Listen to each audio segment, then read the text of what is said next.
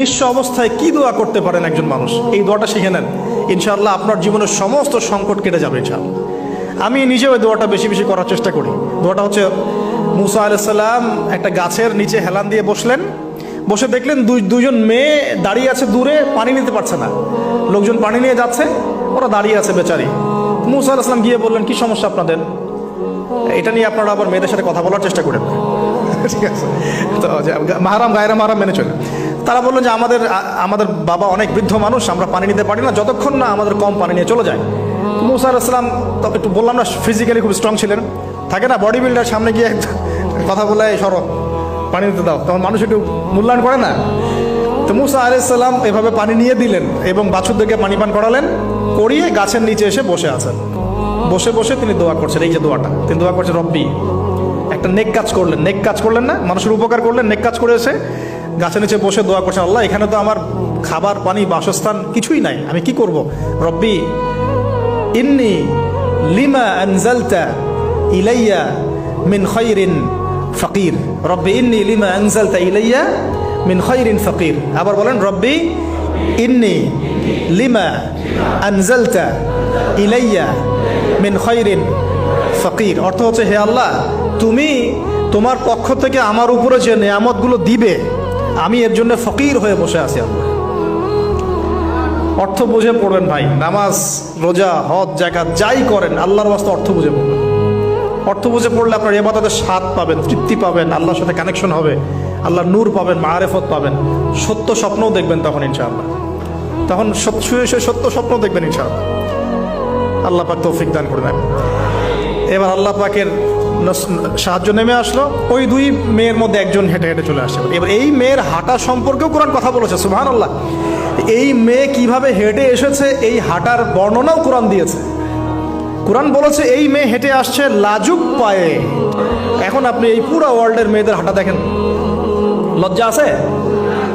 তাহলে মেয়েদের সাথে লজ্জা একটা গভীর সম্পর্ক আছে। এই মেয়ের প্রশংসা আল্লাহ পাক কোরআনে করলেন, লাজুক পায়ে লাজুক ভঙ্গিতে অবনত নয়নে সে হেঁটে আসলো। এখন আপনি কেলে যান, গো টু খেল, আপনাদের টুইন টাওয়ারে যান, দেখেন সবার হাঁটার চলা দেখেন। হায়া লজ্জার কোনো বালাই আছে এখানে?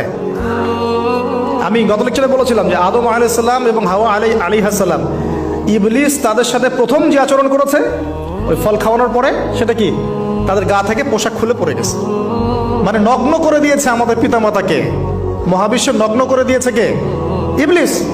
তো এখন এই পৃথিবীতে আমরা যারা নগ্নতার চর্চা করছি, তার কার এজেন্ট আমরা বুঝতে বাকি আছে? আমার কথা কি বুঝতে পারছেন কি না? এই কানেকশন মেলানোর চেষ্টা করেন, ডটসগুলো মেলানোর চেষ্টা করেন। সামনে যাই প্রিয় ভাই, এই মেয়ে এসে বলছে, আমার বাবা আপনাকে ডাকেন, আমার বাবা আপনাকে ডাকছেন। তিনি গেলেন, বাবা শুআয়ব আলাইহিস সালাম। তখন এক বোন ইনডাইরেক্টলি বাবাকে বোঝাচ্ছে যে বিয়ে শাদী দিলে ভালো হয়। এক বোন বলছে যে আপনি তো তাকে পুরস্কৃত করতে চাচ্ছেন, তাহলে এইরকম কবিউন আমিন একজন মানুষকে সবচেয়ে ভালোভাবে পুরস্কৃত করা যায় তার যথাযোগ্য প্রতিদান দেওয়ার মধ্য দিয়ে। তো মেয়ের ইশারা বাবা বুঝেছেন, তিনি নিজের এক মেয়ের সাথে মুসা আলাইহিস সালাম বিয়ে দিলেন, সুবহানাল্লাহ। তবে শর্ত দিলেন, দেন মোহর কি? মোহর তো নাই। মোহর কি এবার? মোহর হচ্ছে 8 বছর তোমাকে আমার ফার্মে কাজ করতে হবে। এটা আগেকার একটা স্টাইল ছিল, সুন্নাহ। এটা এখন নাই যদিও, আগে এরকম ছিল যে দেনমোহর দেওয়ার জন্য এই একটা পদ্ধতি ছিল। যেমন ইয়াকুব আলাইহিস সালামের ক্ষেত্রেও এরকম 7 বছরের কথা আসছে, তিনি 7 বছর তার শ্বশুরের ফার্মে কাজ করেছেন। এটা নতুন ছিল না ওই সময়, এটা কমন ছিল। এখন যেমন আমাদের দেশে কমন 10 লাখ টাকা মোহর হবে, 10,000 টাকা দিব, বাকিটা সব বাকি, তাই না? তো এরকম আর কি কমন কিছু বিষয় থাকে আর কি। আস্তাগফিরুল্লাহ, মাফ করো। বলবে বাসরাতে, বলবে আমাকে মাফ করে দাও। শুরুতেই নিজের গায়রথহীনতার পরিচয় দিল। আবার এদিকে শ্বশুরের কাছে মাশাল্লাহ মোটা অঙ্কের ডোনেশন নিতে চাচ্ছে, যৌতুক। বিয়ে আমাদের ওখানে মাশাল্লাহ মানে কেনা বেচা, মেয়ে বিক্রি করতেছে আর ছেলে কিনতেছে। এবার 8 বছর পূর্ণ করা হলো, তিনি আরো 2 বছর 10 বছর পূর্ণ করলেন।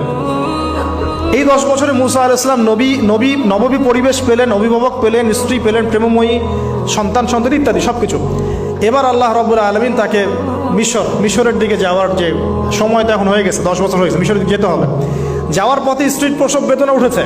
তখন মুসা আলাইহিস সালাম আগুন খুঁজছেন। আগুন কি খুঁজছেন ভাই?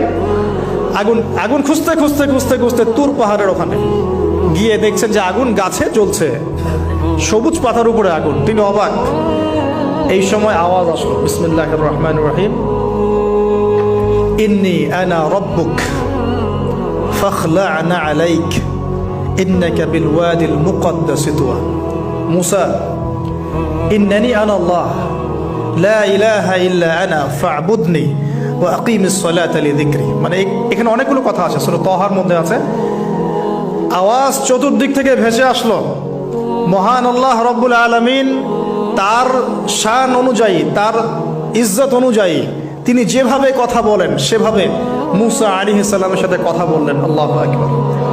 বললেন, ইয়া মুসা, হে মুসা, ইন্নানি আনা আল্লাহ, নিশ্চয় আমি আল্লাহ, লা ইলাহা ইল্লা আনা, আমি ছাড়া কোনো ইলাহ নাই, ফা'বুদনি, তুমি আমার ইবাদত করো, ওয়া আকিমিস সালাতা লিযিকরি, আমার ইবাদতের জন্য সালাত কায়েম করো, আমার জিকিরের জন্য সালাত কায়েম করো, আমার স্মরণের জন্য সালাত কায়েম করো। ফাখলা'না আলাইক, তোমার জুতা খুলে ফেলো, ইন্নাকা বিল ওয়াদিল মুকদ্দাস তুয়া, তুমি তুয়া উপত্যকায় আছো, পবিত্র তুয়া উপত্যকায় আছো। আদব শেখানো হলো। এভাবে অনেক কথোপকথন হলো। নবী মুসা আলাইহিস সালাম ভয় পেয়ে গেলেন এবং আল্লাহ পাক আরো কথা বললেন, ওয়ামা তিলকা বিয়ামিনিকা ইয়া মুসা, তোমার ডান হাতে এটা কি? মুসা আলাইহিস সালাম বলছেন, ক্বালা হিয়া আসায়া আতাওয়াক্কাউ আলাইহা ওয়া আহুশু বিহা আলা গনামি ওয়া লিয়া ফিহা মাআরিব উখরা, এটা তো আমার লাঠি, এটা দিয়ে আমি ডালপালা পারি, আমার ওই যে গবাদি পশু চড়াই। আল্লাহ পাক বলছেন যে ছুঁড়ে মারো, আলকিহা ইয়া মুসা, এটা ছুঁড়ে মারো। ফালকাহা, তিনি ছুঁড়ে মারলেন, ফাইদা হিয়া হাইয়াতুন তাসা, এবং এটা ছোটাছুটি শুরু করলো, বড় একটা সাপ হয়ে গেল। সুবহানাল্লাহ। এগুলো কোনো গাল গল্প নয়, এগুলো আল্লাহ রাব্বুল আলামিনের মুজিজা, মুজিজাতুল কুবরা, এটা বড় মুজিজা। তিনি পিছনের দিকে দৌড়ানো শুরু করলেন সাপ দেখে, খাইফা ইয়াতারাক্কাব, মানে ভয়ে দৌড়ানো শুরু করলেন।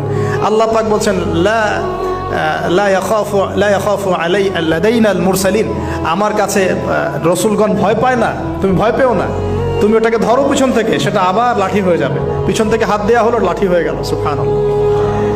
এবার বলছে যে তুমি তোমার বগলের নিচে হাত ঢুকাও।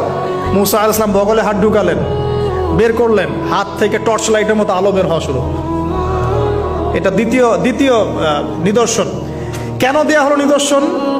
এবার আল্লাহ পাক তার দায়িত্ব তাকে বলছেন, তোমাকে নিদর্শনগুলো কেন দিলাম, তোমাকে মনোনীত কেন করলাম, কেন তোমাকে মনোনীত করলাম? মুসা, তোমার কাজটা কি? তোমার কাজ এখন এটা, ইযহাব ইলা ফিরআউনা ইন্নাহু তাগা, তুমি ফিরআউনের কাছে যাও। ফিরআউন সীমা লঙ্ঘন করেছে, মনে আছে ফিরআউনের কথা? সীমা লঙ্ঘন করেছে। তখন মুসা আলাইহিস সালাম তার অপারগতা প্রকাশ করছেন এভাবে। তিনি বলছেন, আল্লাহ, আমার তো জিহ্বা জড়তা আছে, আর আমি তো ওখানে এক ব্যক্তি, আমার খুনের অভিযোগ আমার কাঁধে, আমি এখন কিভাবে কি করবো আল্লাহ? তখন আল্লাহ রাব্বুল আলামিন বলছেন, এই দোয়াটা করো। কোন দোয়া? মুসা আলাইহিস সালাম বললেন, রব্বি ইশরাহ লি সাদরি, হে আল্লাহ, আমার বক্ষ প্রশস্ত করো, ওয়াসসির লি আমরি, আমার কাজকে সহজ করে দাও, ওয়াহলিল উকদাতাম মিন লিসানি, আমার জিহ্বার সমস্ত জড়তা দূর করে দাও, ইয়াফকাহু কাওলি, যাতে মানুষ আমার কথা বুঝতে পারে। আর আমার সাথে আমার পরিবারের মধ্য থেকে ওয়াজআলনি ওয়াজিরাম মিন আহলি, আমার পরিবারের মধ্যে একজন ওজির আমাকে দাও, সাথী। হারুন আখি, আমার ভাই হারুনকে দান কর। সুবহানাল্লাহ। হারুন আলাইহিস সালামকে নবুয়ত দেওয়া হলো, দুজনকে আল্লাহ পাক এখন বলছেন, ইযহাবা ইলা ফিরআউন, তোমরা দুজন এখন ফিরআউনের কাছে যাও। ফাইন্নাহু তাগা ফাকুলা লাহু কাওলাল লাইয়িনা, তবে তাকে গিয়ে কর্কশ ভাষায় কথা বলবে না, নরম স্বরে কথা বলবে। দায়ীদের এখানে সুন্নাহ, দায়ীদের জন্য শিক্ষা আছে, দায়ী আলেম যারা মুবাল্লিগ তাদের শিক্ষা আছে। ফিরআউনের সামনে গিয়ে দাওয়াত দিলেও কিভাবে দিতে হবে? ফাকুলা লাহু কাওলাল লাইয়িনা, নম্রভাবে কথা বলো। লাআল্লাহু, কেন নম্রতার সাথে? লাআল্লাহু ইয়াতাযাক্কারু আও ইয়াখশা, হয়তোবা নম্রতা প্রদর্শন করলে সে উপদেশ গ্রহণ করতে পারে, অথবা সে আল্লাহকে ভয় করতেও পারে। আল্লাহ পাক তো আগে থেকে জানেন সে ঈমান আনবে না, তারপরেও আমাদের আদব শিখাচ্ছেন আল্লাহ পাক এখানে। তারা দুজন চলে গেলেন, দাওয়াত দিলেন। ফিরআউন মশকরা করছে,